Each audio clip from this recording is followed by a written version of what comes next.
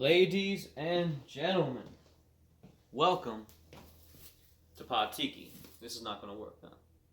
My name is Tony, and this is the first episode of Inside the Mug.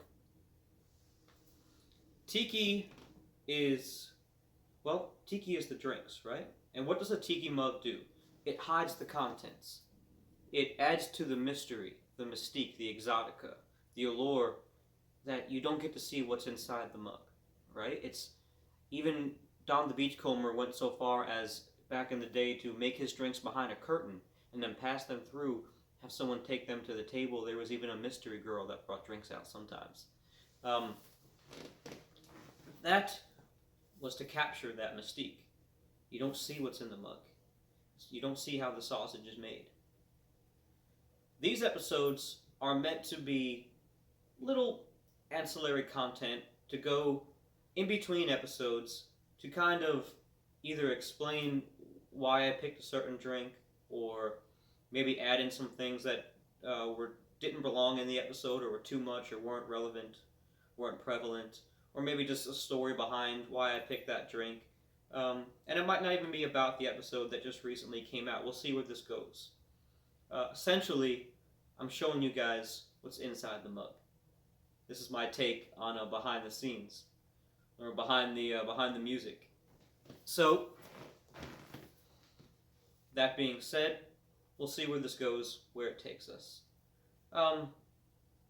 This last episode was on Navy Grog.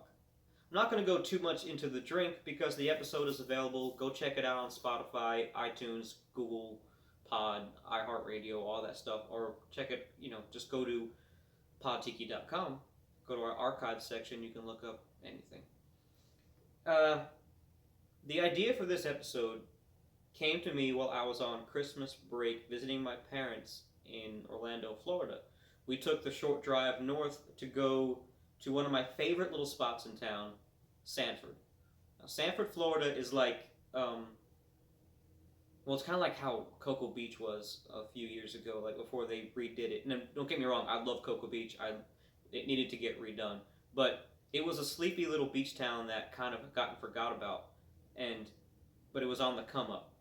And I love that place. And Sanford's like that now. Jump in there now and get your property. In fact, I'm trying to convince Mrs. Pod Tiki that if we ever move back to Florida, Sanford is where I'd like to stay. But there's a little area town there called the Riverfront, and it's just this little strip that's got bars and restaurants and shops and all kinds of quaint little spots. And my last night in town, took my parents up to one of my favorite spots, this really traditional, authentic German restaurant called Hollerbox. And it was funny because I got reprimanded. Well, I'm gonna tell you the story. I'm looking on the menu. I wanted to try a certain kind of brat. They had Cajun brats on there. I wanted to try the Cajun brats. They also have a really good sauerkraut that they make. That's actually a side dish on its own. It's so good.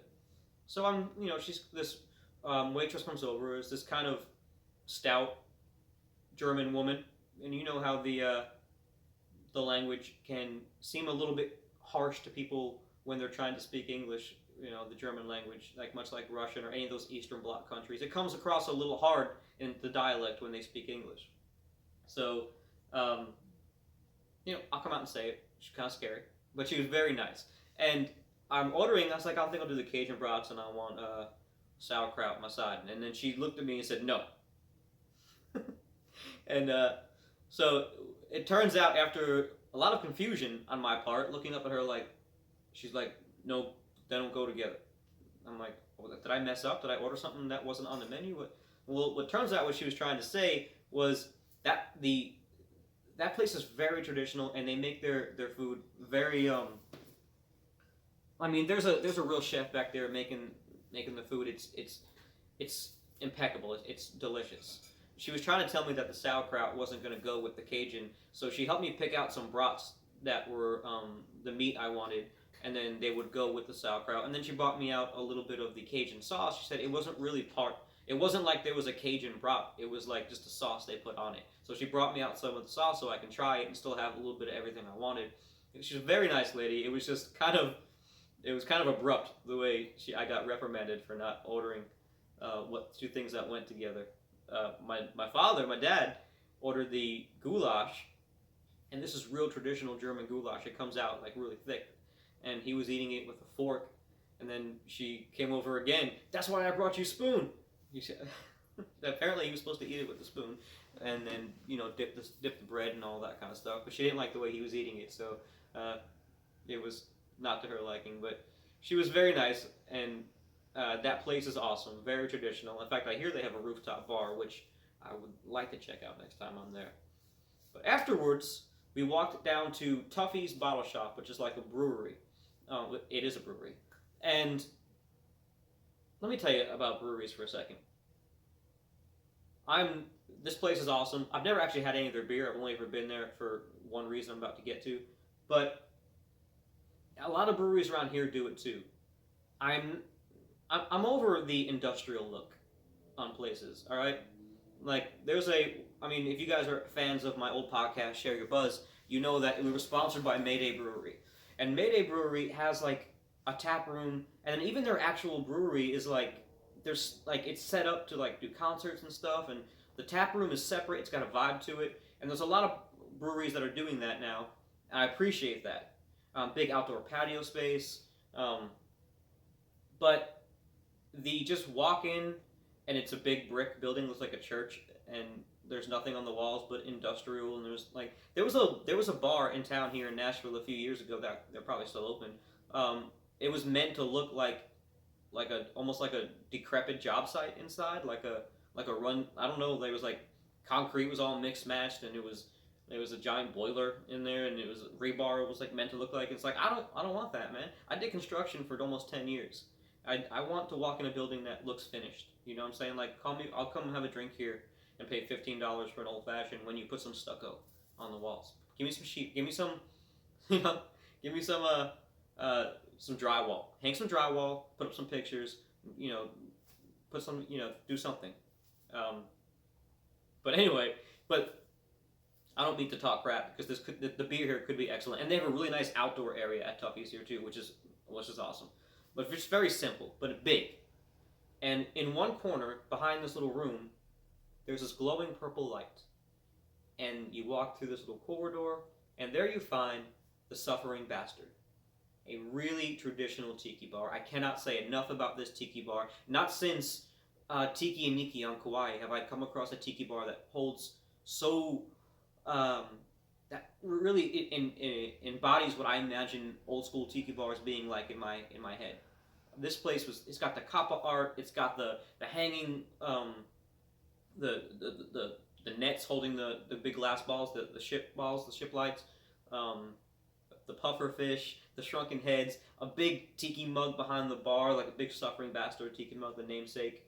Great wall of rums. It's a small place though. You gotta kind of get in. This was the only negative thing I have to say about this place is we came in there like an hour after opening, and it was like they asked us if we had reservations, and it's like, man, I had been here over the summer, 4th of July, went there a little bit too early, and it wasn't open yet. They don't open until 5. Came back this time at Christmas time. There was no way I was not getting in that place. I would have made a scene to go sit at that bar and have a couple of drinks because I guess I understand. You're popular. You got to make reservations. I get it, but for a place that size, I almost feel like first come first serve should be better. There's only a few tables and the bar, and honestly, I like to sit at the bar to watch the bartenders make the drinks. But I had my folks there. We sat this. Now they actually got us in, put us in a really cool corner booth with bamboo and kappa art, and it was amazing. It looks picture in your head what you think like an old Trader Vic's tiki bar or should look like. It was that. It was perfect. They got everything right. Not too modern, not too old school, like a nice mix too. But it was just like, man, I don't want to have to make reservations to have a drink. Like, whatever happened to the days, man? What happened to the day back in the day when you can go to a liquor store and find the booze you want, and it hasn't got all hipster and now everybody's buying up freaking stuff you used to be able to find anywhere, and you used to be able to walk into a bar at happy hour and get a seat, and now it's like standing room only at happy hours. Like, maybe I'm an old man, but that's why I created a tiki bar at my house. Problem is, you don't have a lot of people to talk to when you're at your house. So, but besides that, that was my rant. The drinks were amazing. Amazing Mai Tai too. Probably one of the best I ever had. And because as far as tiki bars go, I find that everybody tries to put their own spin on something, and it's like, don't do that. Just make the Mai Tai that it's supposed to be. Because when you put your own little seasonings and sprinkles on there, they tend to use that on a lot of their drinks, and then you all kind of taste the same. This place was amazing because the drinks were all tasted different. Now I started off with a Mai Tai, and then I wanted to try the Navy Grog. And man, it came with the ice cone. It was perfect. I actually had a couple of them. It was bright, floral, fruity. It was rummy and sweet, and not too much fruit juice, but enough molasses. It was rich but also crisp. It was, and I say this on the episode. It is the perfect tiki drink because all the components need to be there for it to work, and only those components. If you took anything out or added anything in, it would mess up the flow, the feng shui. So that was what got me started on wanting to do the Navy Grog for the episode. Now, it was also fun because while we're sitting there, we ran into somebody and we started talking to them. A couple got sat next to us, an older couple, and I shouldn't say that. I'm sorry. They were older than me, but they might not have been that old. And we're talking about the drinks, we're talking about the place, and that's why I love tiki bars, because it reminds me of old school happy hours where there were grown-ups in there to talk to. We're talking about, and she must have been in the genre, whether it's on Instagram or social media or the podcast, but she knew Pod Tiki, so that was nice. And we got to be BSing with them a little bit, and eventually we packed up, and because we only had like an hour and a half, because he gave us the table that was reserved for we got there at 5. I think it was reserved for 7:30. They were like, all right, or 6, and they got there at 7, whatever it was. We had like an hour and a half before we had to get out of there. So I appreciate them doing that for me. The place was amazing, and maybe if I would have went and sat at the bar. It was Christmas vacation. Like it was right after the holidays. They probably were like kind of fed up through the holidays. Not to mention everybody's got pandemic fatigue. I get it. I would have liked to have sat at the bar and talked to the bartender a little bit. I don't know if he would have wanted to.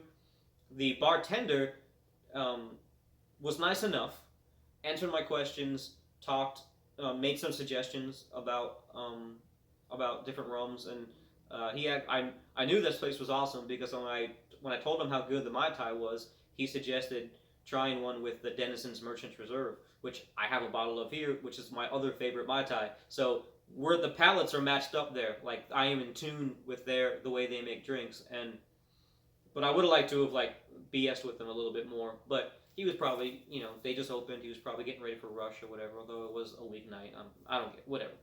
So I cannot recommend that place enough. If you're ever around there, check it out. If you're planning on hanging out, maybe make a reservation. I would call next time just to see if, hey, do we need to make reservations? Is it cool to come in? What's going on? Like what time if you want to sit at the bar, maybe ask what time to get there. The place, like I said, maybe it was like 5 tables, if that. But it was incredible. It was awesome. Just take in the decor and relax, and it was amazing. Can't say enough about it. And the drink itself was, it really is a tiki drink that I don't think gets enough credit, and I feel like it's going to be on the come up. Because you think of the Mai Tai and the Zombie being the most famous tiki drinks. But this was created by Don the Beachcomber in the 40s, right? Like during the same time he was creating all of these other rum rhapsodies that he called them. When you think about Don the Beachcomber, Trader Vic, these guys went out and traveled and came up with these ideas and these creations. They came back and made drinks out of them. And this one actually has real history that goes back further than them. But you got to listen to the podcast to figure that out and hear all about that. So there's the idea for the show. That's a little bit behind the scenes of how I come up with the idea for it, what I think about it. I'm going to try to keep these short. So please go and follow us on Instagram at rum_poet. My personal page is, the Instagram page for the podcast is pod_tiki. My personal page is rum_poet. You can find us on Facebook as well just by searching Pod Tiki. Please go to our YouTube channel if you're not watching this on YouTube. Go and subscribe. Hit that like and subscribe button. I don't know where it's going to be. I'll figure that out later. I don't know how to video edit. I don't know that much about YouTube. I'm going to, but just please subscribe so we can start going live. I want to go live, but I don't have enough subscribers yet. So, there's all about that. Check out the podcast on Spotify. It's probably the easiest way, but you can go to the website. You can look it up there under the blog post. You can go to the archive section, look up all of them. You can subscribe on Spotify, iTunes, Google Podcasts, iHeartRadio, Stitcher, but really, I mean, Spotify and Apple are the ones that everybody uses, right? So, and iHeart. All right, keep it tiki out there. Drink responsibly, and we will see you next time.